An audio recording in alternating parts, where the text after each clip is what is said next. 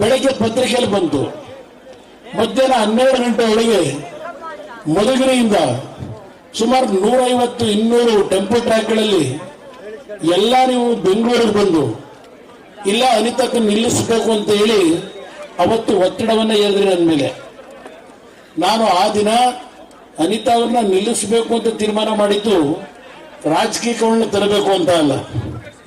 ಅವಳು ರಾಜಕೀಯದ ಗಾಳಿ ಗಂಧವೂ ಗೊತ್ತಿಲ್ಲ ನನಗೆ. ಎಲ್ಲೋ ಒಂದ್ ಕಡೆ ಮಧುಗಿರಿನಲ್ಲಿ ದೇವೇಗೌಡರು ಕುಟುಂಬದಿಂದ ಯಾರಾದರೂ ಅಭ್ಯರ್ಥಿ ಆದ್ರೆ ನೀವು ಅವ್ರಿಗೆ ಆಶೀರ್ವಾದ ಮಾಡ್ತೀನಿ ಅಂತ ಒಂದು ವಿಶ್ವಾಸದಲ್ಲಿ ರಾತ್ರಿ ನಾಳೆ ನಾಮಿನೇಷನ್ ಹಾಕಬೇಕು, ನಾಮಪತ್ರ, ರಾತ್ರಿ ಮನೆಗೆ ಹೋದೆ.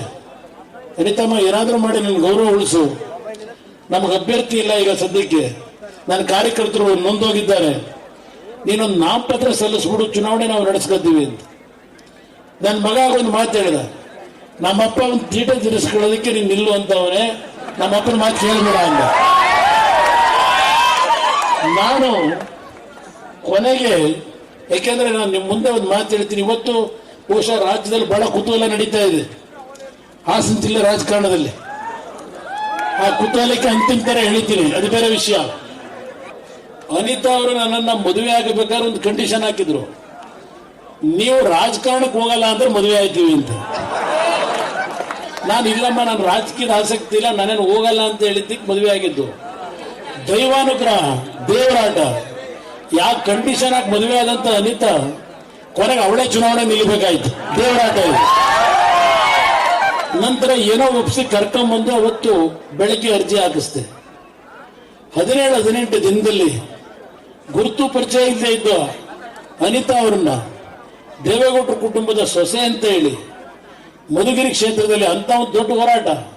ಒಂದು ಕಡೆ ನಮ್ಮ ಕುಟುಂಬದವ್ರು, ಇನ್ನೊಬ್ರು ನಮ್ಮ ಜನಗಣ್ಣ, ಅವರೊಂದು ಕಡೆ ಬಿಜೆಪಿಯಿಂದ ಅಭ್ಯರ್ಥಿ, ಇನ್ನ ಈ ರಾಕ್ಷಸ.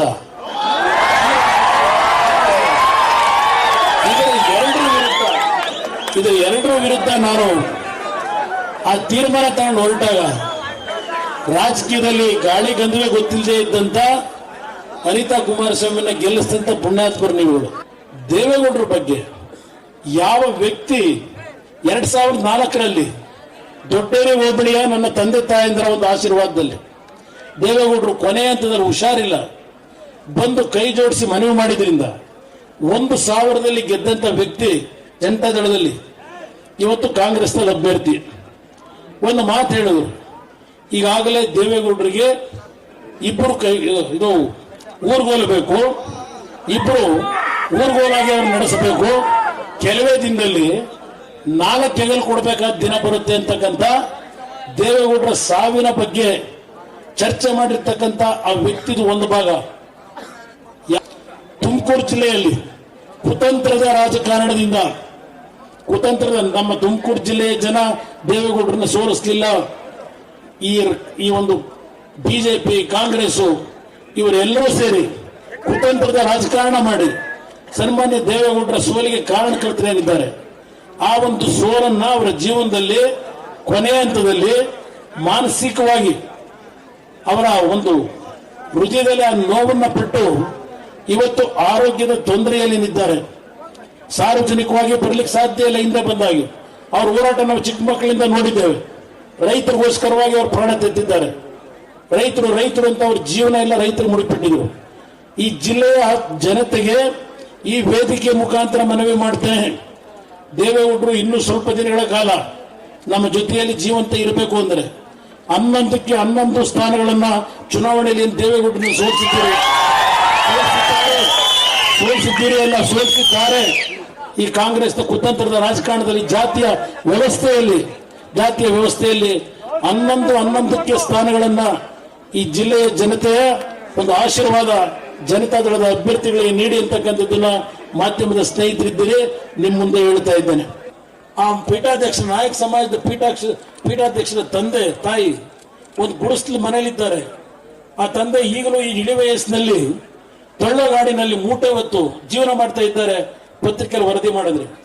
ಆ ವರದಿ ನೋಡಿದ ಸಾಯಂಕಾಲ ನನಗೇನು ಅಧಿಕಾರ ಇರಲಿಲ್ಲ. ತಿಪ್ಟೂರ್ಗೆ ಹೋದೆ ಆ ಕುಟುಂಬದ ಮನೆಗೆ.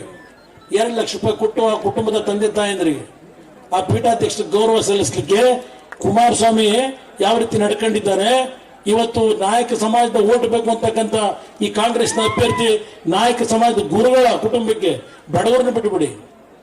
ಪಾಪ ಅದೆಂತೂ ಡಿಸಿಸಿ ಬ್ಯಾಂಕ್ ಇಟ್ಕೊಂಡು